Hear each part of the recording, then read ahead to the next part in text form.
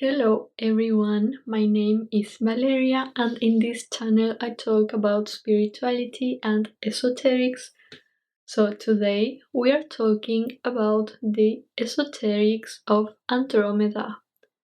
I am going to talk about beings from Andromeda, its galactic history, parallel life in Andromedan star systems, and also we are talking about Andromeda as the constellation with these different star systems, but also about the Andromedan Galaxy, the M31. Okay? So, first I want to talk about these star systems, about Almach, Mirach, and Titawin. So, we often associate Andromeda, the constellation Andromeda, and Andromeda as a galactic origin for starseeds. We usually associate this with these divine feminine energies, with freedom, with technology, also with arts and creativity, and sometimes with these beings with this light blue skin usually, and some of them more like ethereal.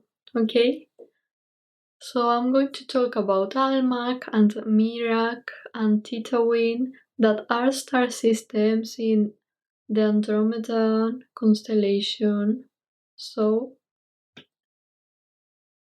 souls originating in this Andromedan galaxy, they usually spend time adjusting to the Milky Way galaxy in these different Andromedan star systems, okay?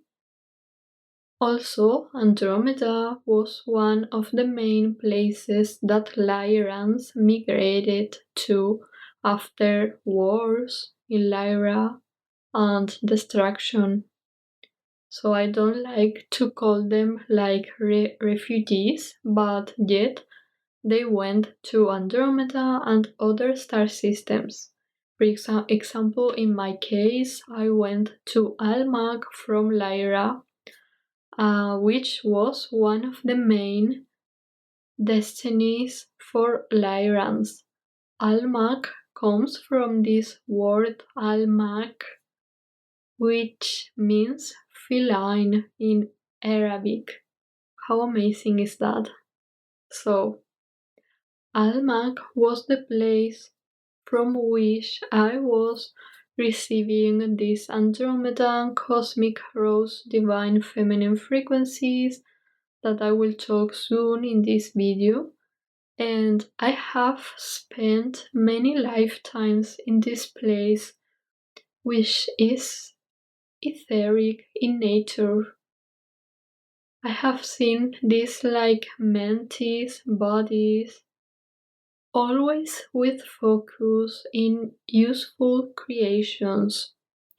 I also remember this lilac orange sky, these purple crystals, like they are similar to amethysts.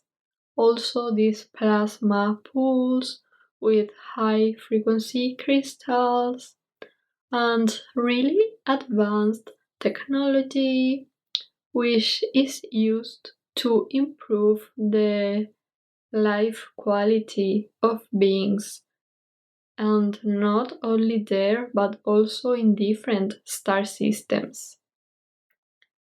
And also, Almach esoterically grounds all the energy that is moving in this Andromeda constellation, all these divine feminine energies, and gives like a physical shape to this energy with lots of different creations and with the help of technology also. I consider Almach really as a place where we can live there, have families, and we just exist there, you know? We enjoy, we learn, we experience. It's like a big community there, okay? So, about Mirach. Mirach is a stargate. This is so important. It's a really important stargate for us on Earth. If we consider this system of dimensions of 15 dimensions, Mirach is stargate number 9, which is guarded by the Council of Mirach, with beings mostly from the Emerald Order, and also for these councils of Andromeda. Okay, that they are mostly collectives from a cetacean lineage. Okay, also this target also, well, is an important part in this kind of system of ascension, but it also is a passage to the Andromedan Galaxy. So you can see that Mirach is kind of parallel, considering, the main star systems in Andromeda. So yes, it seems to be a passage to this galaxy. I don't believe that every being use this, but probably some beings they do. Okay. Then I wanna mention Titawin, which for me is more of a place that really prepares Andromedan beings for specific missions, especially related with leadership. They prepare a lot of times these beings with a strong divine feminine energies for being leaders, like leaders in different star systems. Okay, I have even seen that they taught this kind of military teachings, even though Andromedans they usually don't like this kind of conflicts, okay? I have found through the Akashic records from Andromeda that Andromeda is actually related with the Rose lineage, and with Rose priestesses we associate the Rose lineage with Venus, but it comes from even more ancient times, from Andromeda. In fact, Andromeda and Venus share some similar qualities.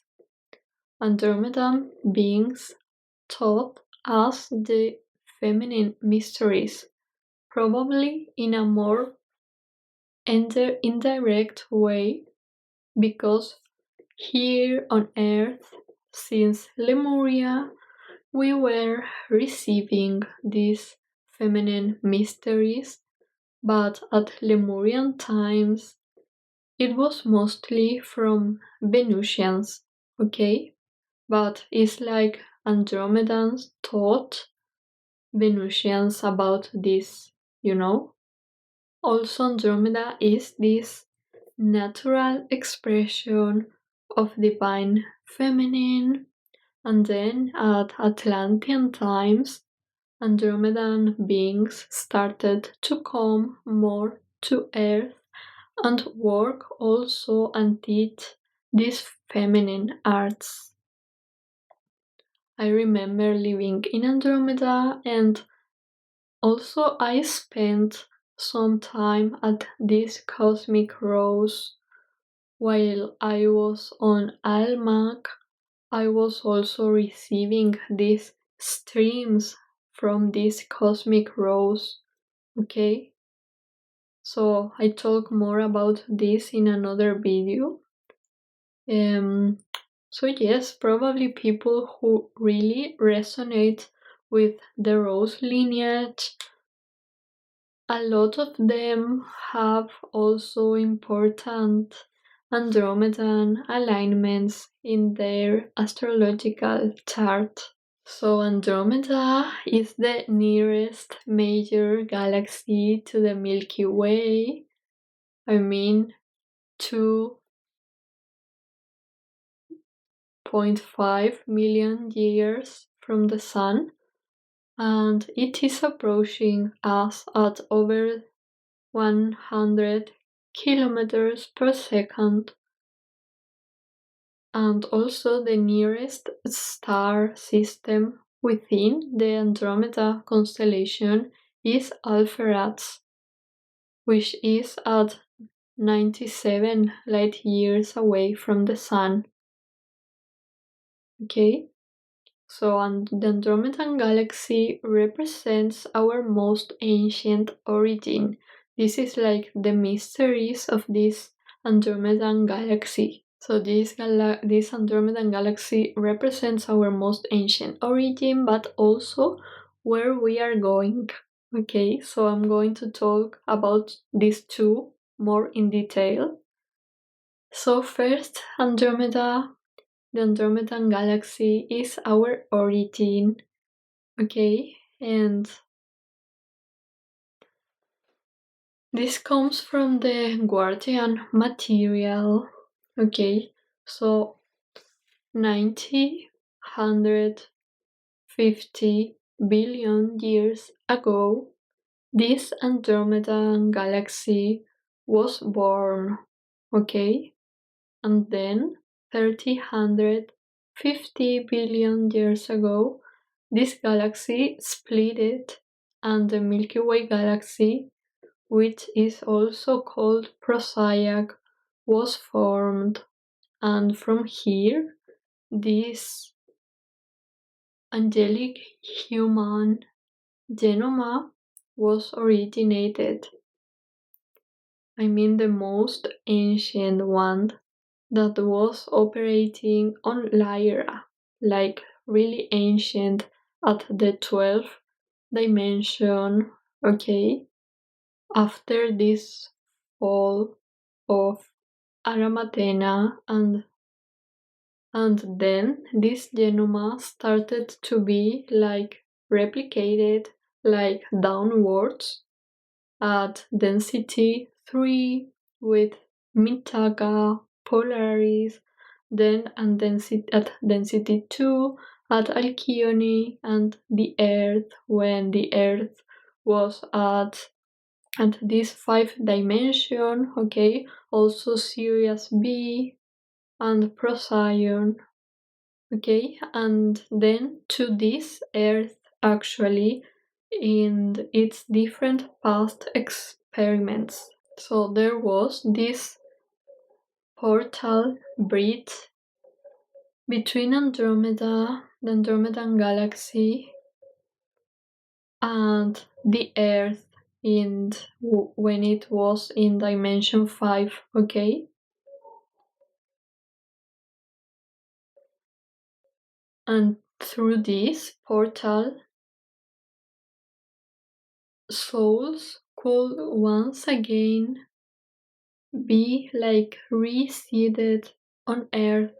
It was like a time portal passage between Earth and the Andromedan Galaxy. So it's like this bridge was really important for souls to be able to come again to Earth. Okay, but in really ancient times. It was before we had these other portals with Sirius B and with Alcyone. Okay? So,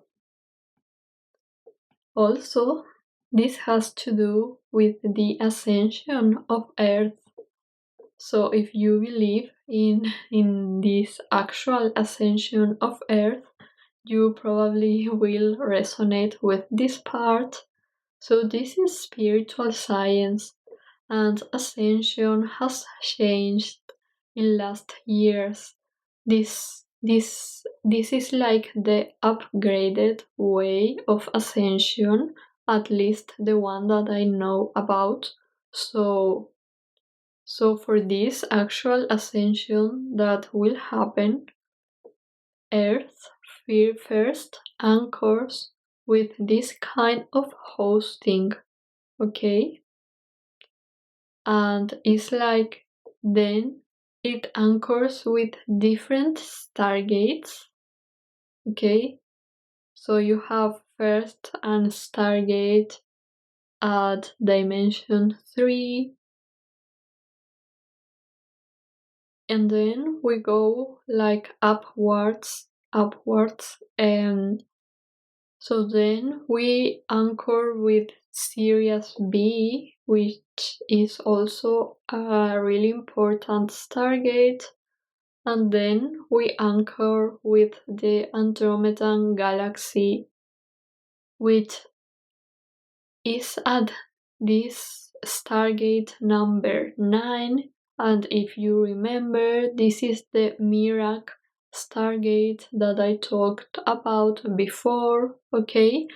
And then it goes even up, more upwards, and the other passages are mostly like liquid light, okay? So we have this Earth at the first density, and with that I mean like the third dimension, the Earth that we are in right now, and then it connects with the density 2, which is Earth in 5 dimension and more, and it also represents the Milky Way, okay? It's like vertical ascension.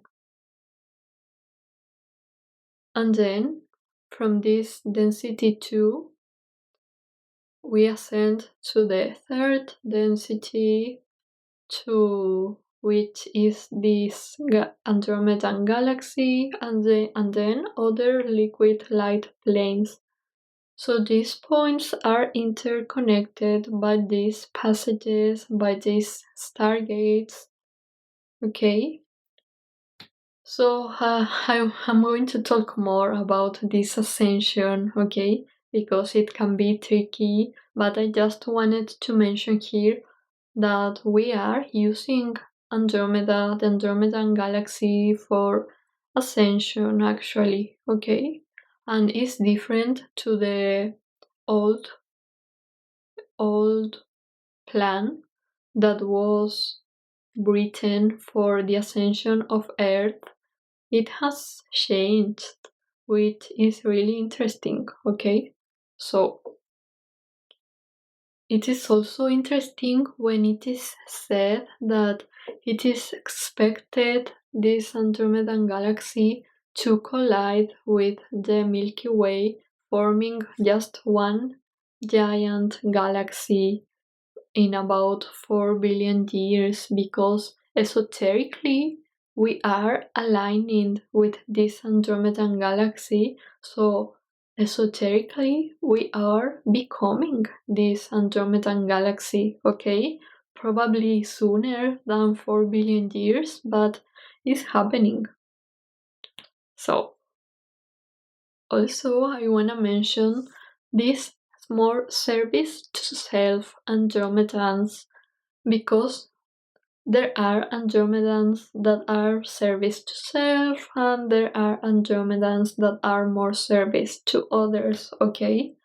This is really interesting that we can find Andromedan beings like related with these divine feminine energies, with this compassionate leadership, but we also have this service to self Andromedans, and we also can talk about Andromeda as a galaxy and as our origin and our future.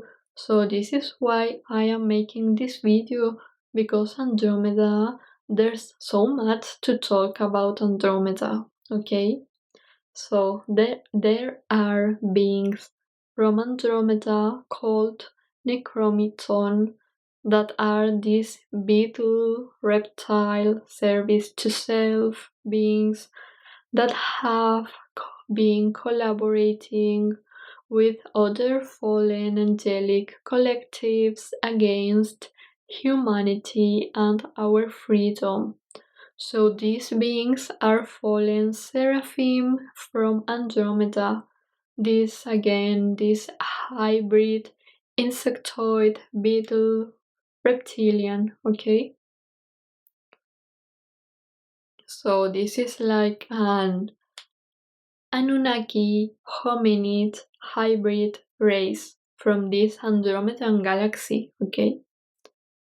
And since the 1930s, these beings became involved with certain factions of this draconian Illuminati human governments, okay, initiating these men in black phenomena, some assisting these Luciferian races, okay, and others supporting these draconian agendas.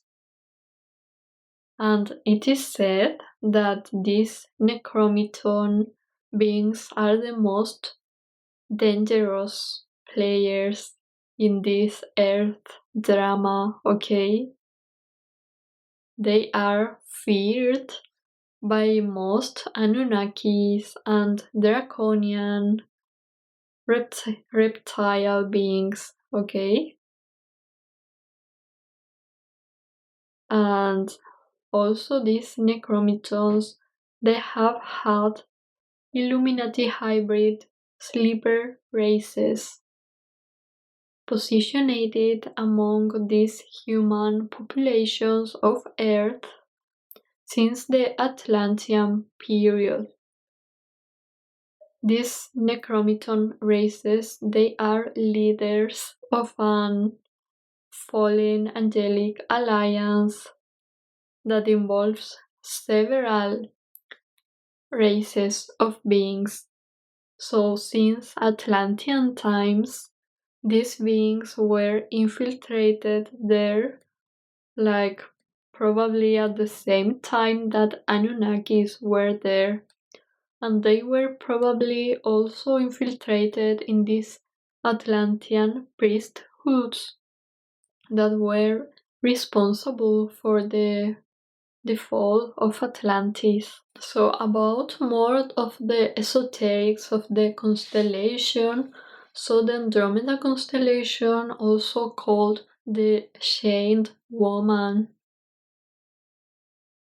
is a constellation which is in the north, okay, which is sitting between the constellation of Pegasus and Perseus, okay? So the brightest star in the head is called Alphiratz, which means the broken down. The names, the translations of Andromeda fixed stars are really interesting.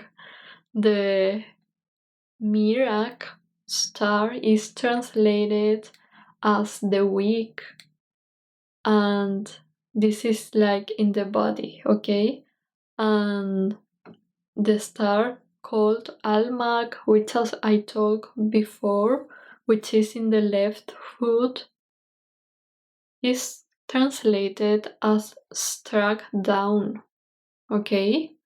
So this is like, besides with what I told you about the translation, also meaning a feline, okay? These are like the most probably accepted translations, which are really interesting. And actually these translations don't resonate with me, being honest, but I just wanted to mention that. Okay, so there are more stars that the other stars also, they mean like the weak, the afflicted, and so on. So Andromeda, this saint woman, it represents in the sky the daughter of Cepheus and Cassiopeia, the king and queen. And this Andromeda, this beautiful woman, is tamed and is like in exposure to the sea monster, which is Cetus. And it is said that it was because she was so beautiful that she was punished. Okay, so we can have in the north of this constellation this Cassiopeia and Perseus, and it makes sense to me when I think about Andromeda of a daughter, the daughter of Cassiopeia, because in Cassiopeia there are lots of Lyrans, and Andromedans are descendants from Lyra, and also the Lyrans which live in Cassiopeia. If you tap in this energy, they are so in these royalty frequencies, so divine feminine and so beautiful. Okay, so these Lyran's civilizations in Cassiopeia are really similar to the ones in Andromeda, even though maybe Andromedan energies are more balanced than in Cassiopeia, even though they are really similar, which is really interesting for me. Okay, so well, this is the video for today. I really hope you enjoyed. Please let me know your questions about Andromeda in the comments. This is like a summary that I wanted to share about different aspects of Andromeda. So yes, thank you so much for watching this video. Remember to subscribe to this channel if you are new, and thank you so much.